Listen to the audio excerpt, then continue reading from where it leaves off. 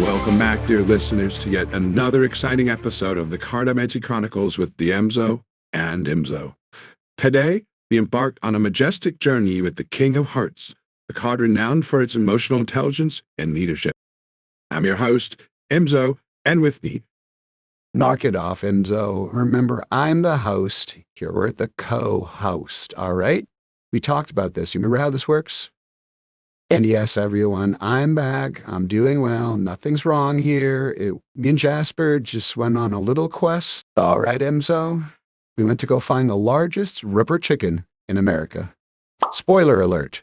We definitely found it, and it clucked in 7 different languages. Believe it or not. is rubber chicken in some sexual innuendo, Diemzo? Okay, never mind. That sounds quite adventurous. Today's episode is particularly special as we delve into the profound world of emotional leadership.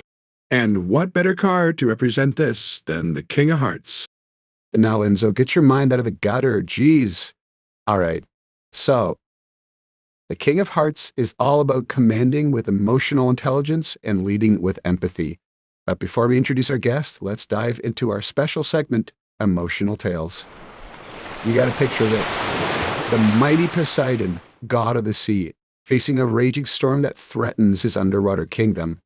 Instead of using brute force, Poseidon calms the waters by understanding the emotions of the sea creatures, guiding them to safety with his trident, a symbol of his emotional command. A remarkable tale, Diemzo. It beautifully illustrates how emotional intelligence can turn the tide in challenging situations. And speaking of emotional intelligence, let's introduce our guest, King Leon, who embodies the King of Hearts. Welcome, Leon. Why, thank you, Diemzo and Ymzo. It's an honor to be here.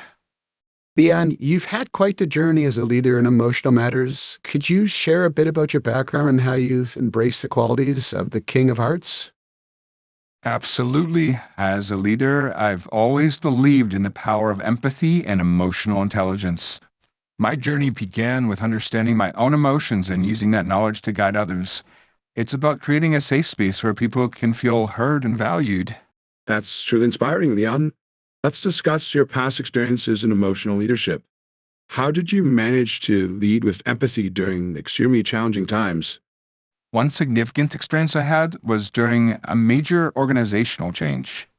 Instead of imposing directives, I focused on listening to the concerns of my team, addressing their fears, and providing emotional support.